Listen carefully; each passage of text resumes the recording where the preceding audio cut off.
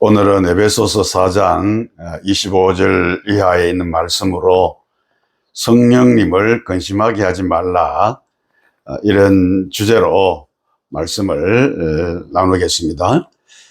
성삼위일체 중에 성령 하나님은 인격을 가지신 살아계신 하나님이십니다. 우리는 성령 하나님을 능력이나 은사로만 보아서는 안 되는 것입니다. 성령님은 우리 가운데 내주하시는 하나님의 영이십니다. 그러므로 우리는 성령 충만을 원하고 또 성령님의 강한 능력을 체험을 해야 합니다. 그런데 우리의 영적인 무지 때문에 성령님을 근심시키고 또 성령 충만하지 못하는 것입니다. 우리는 성령님을 근심하게 하는 것을 그 어떤 것들보다 더 심각하게 생각하는 죄로 여겨야 합니다. 왜냐하면 성령님을 근심하게 하면 성령님은 나에게서 떠나게 될 것이고 또 갖가지 은사도 하나님께서 거두어 가시기 때문입니다. 그렇다고 하면 성령 하나님을 근심하게 하는 죄는 어떤 것이 있을까? 몇 가지 생각해 보겠습니다. 첫째는 교회가 하나 되지 못할 때 성령님은 근심을 하십니다. 내가 은혜 받았다고 해서 은혜 받지 못한 자들을 무시하고 배척을 하고 또 은사 받았다고 하는 사람들끼리 파당을 이루어서 특수 집단을 이루면 하나님은 매우 슬퍼하십니다. 은혜 받은 사람은 은혜 받지 못한 사람들을 더 수용을 하고 이해하면서 같이 은혜의 보좌 앞에 이를 수 있도록 그렇게 힘을 써야 하는 것입니다. 자식을 키우다 보면 그 자식들이 다 똑같을 수는 없는 것이죠. 내가 낳은 자식 중에도 이런 자식도 있고 저런 자식도 있는 것입니다. 그러나 가장 부모의 마음이 아플 때는 피를 나눈 이 자녀들이, 피를 나눈 이 형제들이 화목하지 못하고 서로 싸움을 할 때입니다. 바울 사도는 에베소 교회 성도들에게 이렇게 말했습니다. 에베소서 4장 1절 이하에 보면 모든 겸손과 온유로 하고 오래 참음으로 사랑 가운데서 서로 용납을 하고 평안에 매는 줄로 성령이 하나 되게 하신 것을 힘써 지키라, 이렇게 말했습니다. 우리는 완전하지 못한 자들이기 때문에 완벽할 수는 없습니다. 그러나 우리는 언제나 화목하도록 노력하고 또 힘을 써야 하는 것입니다. 그렇게 하지 아니하면 성령님은 매우 슬퍼하시는 것입니다. 그 다음에 두 번째는 바르지 못한 언어 생활을 할 때 성령께서는 근심을 하십니다. 그리스도인들은 하나님의 자녀답게 은혜의 말을 해야 합니다. 에베소서 4장 29절에 보면 무릇 더러운 말은 너희 입 밖에도 내지 말고 오직 덕을 세우는데 소용되는 대로 선한 말을 하여 듣는 자들에게 은혜를 끼치게 하라, 이렇게 말씀했습니다. 더럽고 추한 말은 입 밖에도 내지 말라는 말씀이죠. 덕을 세우는 말을 하라고 한 것입니다. 선한 말을 해서 은혜를 끼치라고 하는 말씀인 것입니다. 은혜의 말을 하시기를 축원합니다. 덕을 끼치는 말을 하시기를 축복합니다.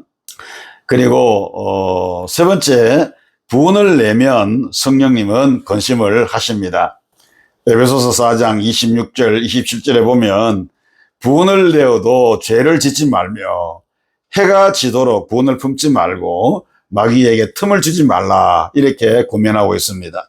사람이기 때문에 누구든지 분을 낼 수는 있습니다. 그러나 하루가 지나기 전에 그 분을 풀고 화해하고 화목하도록 해야 합니다. 그래야 성령 하나님께서 기뻐하십니다. 모세는 십계명 돌판을 받아오다가 백성들이 금송아지를 만들어서 숭배하는 것을 보고 아주 진노하면서 그 돌판을 던져서 깨뜨려 버렸습니다.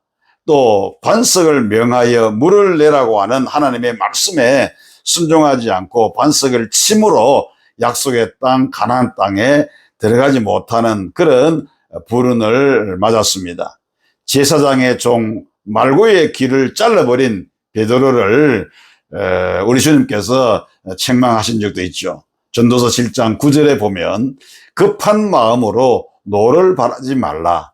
노는 우매한 자들의 품에 머무름이니라. 이렇게 말했어요. 분을 내는 것은 어리석은 자들이 하는 것이라고 하는 말씀입니다.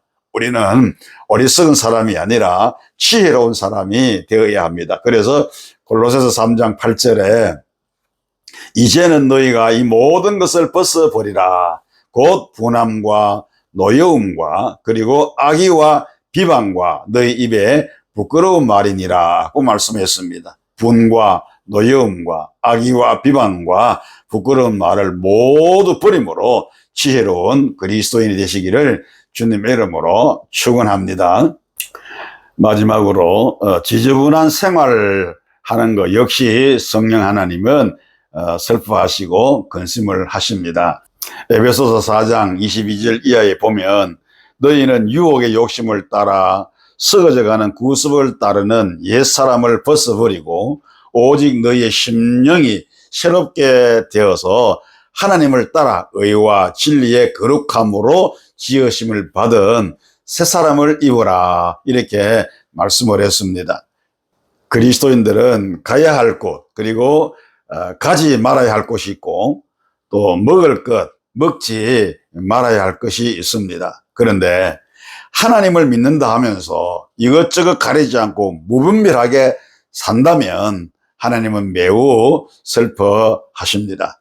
그래서 시편 1편 1절로 2절에 보면 복 있는 사람은 악인의 꾀를 따르지 아니하며 죄인들의 길에 서지 아니하며 오만한 자들의 자리에 앉지 아니하고 오직 여호와의 율법을 즐거워하여 그의 율법을 주야로 묵상하는 자로다고 말씀을 했습니다. 그리스도인들은 언제 어디서나 분별하는 이런 지혜가 있어야 합니다. 그래서 로마서 12장 2절에 너희는 이 세대를 본받지 말고 오직 마음을 새롭게 함으로 변화를 받아 하나님의 선하시고 기뻐하시고 온전하신 뜻이 무엇인지 분별하도록 하라. 이렇게 말씀했죠. 사랑하는 성도 여러분, 하나님으로 하여금 근심케 하는 것은 큰 죄를 범하는 것입니다. 우리는 성령님을 근심시키는 일을 하지 않도록 기도하고 영적으로 항상 깨어 있어야 하겠습니다. 은혜가 되시기를 주님의 이름으로 축원합니다.